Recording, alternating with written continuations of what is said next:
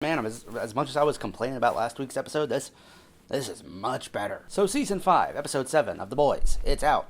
It's here. And for the second to last time, I'm about to get on camera and ramble some thoughts. So episode opens up, Homelander, he's got the V1 now. He's basically God. He's in the Oval Office, he's got his feet kicked up on the Resolute desk. He's like, these are all my policies that I'm going to enact. This is, everyone needs to breastfeed, no formula. It's like we're banning any kind of nut milk. He says a line so funny that I actually had to write it down in my notes app so I could make sure that I remember it as I'm filming the video. He said, the greatest trick the devil ever pulled was making you think nuts were milk.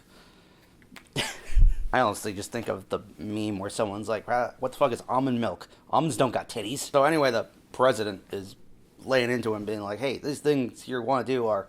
they're kind of kooky. They're kind of insane. You are an insane person. And Homelander just takes the president's head, cracks it in, falls to the ground. President's dead now, so now Ashley and her weird little Professor Quirrell Voldemort head she's the president now. They're the president now? Are they two people or one people? So anyway, then Annie and and you know who they finally meet? After I've been complaining about it almost every week. The Gen V people are here. Marie Monroe, Jordan... they come up, they're like, hey, we got some stuff for you. And he's like, yeah, no, this is getting pretty dangerous. You guys just need to lay low. It's like, we've been living in a car for a year. And now you're just telling us to piss off. And I was like, we've been waiting for them all season.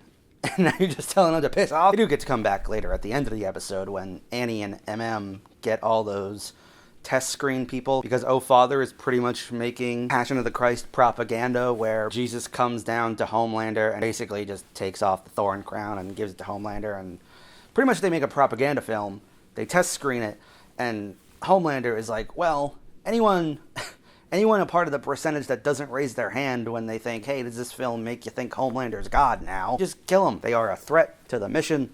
They need to go. And Homelander also meets up with Soldier Boy at one point, and Soldier Boy is like, yeah, I'm getting out of here because you're nuts. Homelander's like, don't leave me, Dad. Homelander puts Soldier Boy in a chokehold and then puts him back into the cryo tube, which means, what was Soldier Boy's arc? He does tell Homelander that he gave him the V1 because it's what Stormfront would have wanted for him. So, hey, good on them for getting past the whole awkwardness of father-son banging the same chick. But I mean, putting Soldier Boy back in the cryo tube, he went from, all the way from season 3, he went from being in the cryo tube to being out of the cryo tube to being back in the cryo tube to now this season where he's out of the cryo tube, now he's back in the cryo tube again, which is making me think if he's back in the cryo...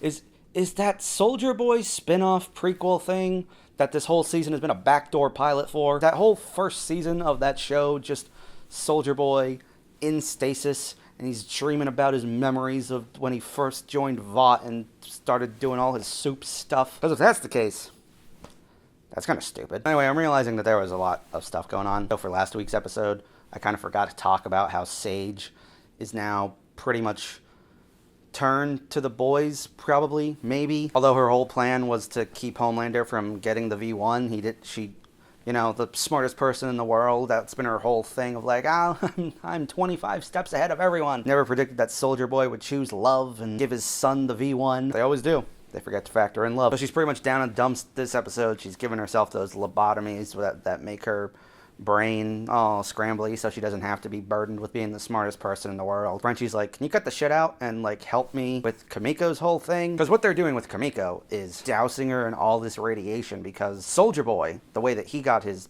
Kamehameha chest blast, take away your powers, was they kept him in a cell and just doused him with radiation for about a decade. Huey, that's like that thing that took them a decade, you're gonna try to do it in 10 minutes. But anyway, they lock Kamiko in this radiation chamber, dousing her with all the radiation from the uranium. If we do that enough, maybe she will also get the Soldier Boy, take away your powers, Kamehameha chest blast. So she's doing that, and at one point Huey and Butcher get captured, and they get this shape-shifting but also mind-reading soup that turns into Jeffrey Dean Morgan at one point, and so Jeffrey Dean Morgan, after being promised to be a big part of the show at the end of last season, comes in for one quick little cameo, not as Butcher's imagination as we originally thought, but just as some guy to be like, yeah, I was Butcher's best friend, and they let me die, and oh, you're having doubts of this thing that Frenchie's doing with Kamiko, huh?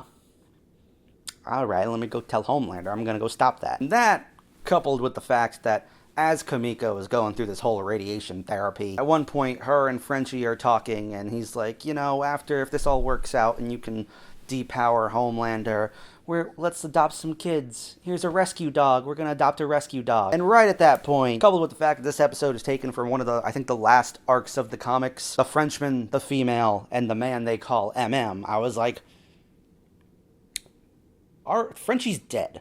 R.I.P. Frenchie. Also thought Kimiko and MM were going to die this episode because Kimiko's, getting doused with radiation for the whole hour. MM has that conversation with Annie when they're in the test screening, being like, yeah, when Soldier Boy killed my grandfather, life got really hard and people were not kind to me, but then I started wearing that as a badge of honor. And I was like, oh man, MM, Kimiko, Frenchie, they're all going to die in this episode. Turns out to just be Frenchie, which still sucks. Because, Homelander comes in, he's going to get Sage, he's going to get Kimiko, but Frenchie squirrels him away in this box that's made of zinc because, Superman, his whole thing is that he can't see through lead, so Homelander's thing is that he can't see through zinc. I do like that when Homelander comes in and he's like X-ray visioning the whole area, he sees a box that he clearly can't see through, but he can tell that there is a door shape in there, that if people were going to squirrel away in there,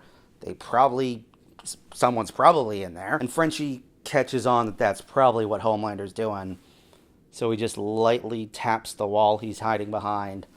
Homelander shows up right next to him. He leads Homelander into the uranium box. Says, I bet you never danced a day in your life.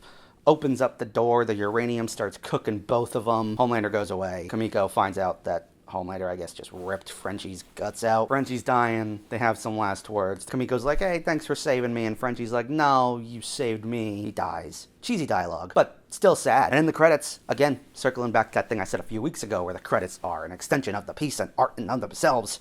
It has the starlight shining above you that was Kimiko's motif from season 3. I'm like, oh, man, this is an emotional episode. This is also the same episode where that soup with the cat powers and the soup with the dog powers are walking in circles, sniffing each other's asses, being like, oh, you had Chipotle for lunch with extra guac. What a show this has been. It's funny how after last week, I don't know if it was just because I was just so tired after a week-long bender of doing a whole bunch of shit that by the time I finally sat down to watch The Boys, I was kind of forcing myself to, and I wasn't really in the mood. So I'm wondering if that's why I had a negative reception to last week's episode, because this one, I feel like we were right back on track. Still have my problems with this final season. But yeah, The Boys, the final season, episode 7. Next week, that's it, man. The Boys is over. It's finally dawning on me. We got 1 week left and then that's it. And whether the finale sticks to landing or not, there's still this overwhelming feeling of sadness that we're about to live in a world without The Boys airing. Even with all the sequels and prequels and spin-offs that have been announced, the main Boys show, after 7 years, it's about to be over. So anyway, yeah, The Boys, the final season,